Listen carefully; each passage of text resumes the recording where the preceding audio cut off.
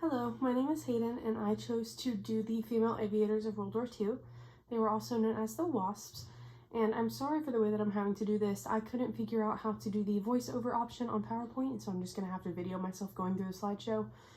And if the little brown blob in the corner moves, that's my kitty. Alright. So the female aviators of World War II, they played a major role of winning the war, especially behind the scenes. They did it voluntarily and without recognition or compensation for their service. So aviation was the most impressive advancement in technology for the time, and it introduced a new playing field for the military, creating a 3-domain battlefields, one in the terrestrial, one aviary, and one naval. To create kind of a dominant presence in the sky, the U.S. had a manhunt for pilots, and the women filled those gaps proudly. And that was the creation of the WASPs. So the first female aviators were Nancy Harkness Love and Jacqueline Cochran. And after news spread of their joining, a lot of other women also volunteered, over 300,000. And they were distributed among different groups in the military. I'm not sure why that's cut off on the bottom, but some of them were WAVES and SPARS and things like that. And as they were gaining attention and getting other women to join, they also gained the attention of Miss Eleanor Roosevelt, the First Lady, and she introduced them to, some very important military generals, and they would also become a key factor in the success of the WASPs later on. One of these generals was General Arnold, and he was not on board at first. He didn't think they needed women in the Air Force or didn't think they could use their services. So he sent Cochran across the Atlantic to gain publicity because that's kind of all he thought they were good for at the time. But in the end, he actually fought very, very presently with Cochran. So Love, one of the other first female pilots that we were talking about, she was the youngest woman to get a pilot's license, and she also gained the same attention, but also gained the attention of Colonel William H. Turner as well.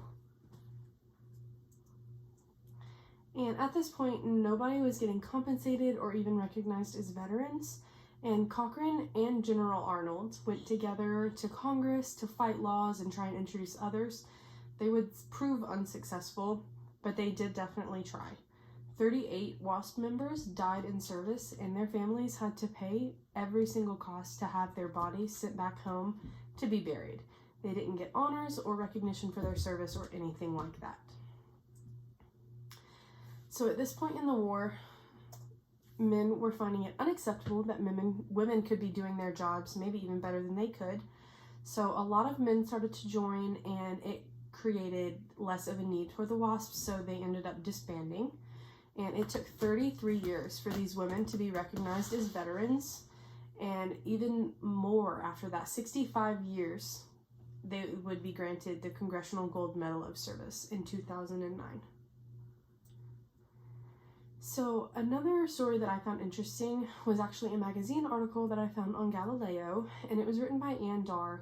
She was a housewife at the time. Her husband was serving, and she wanted to get involved, but she was hosting a little radio show teaching women what they can save to help the war from their homes.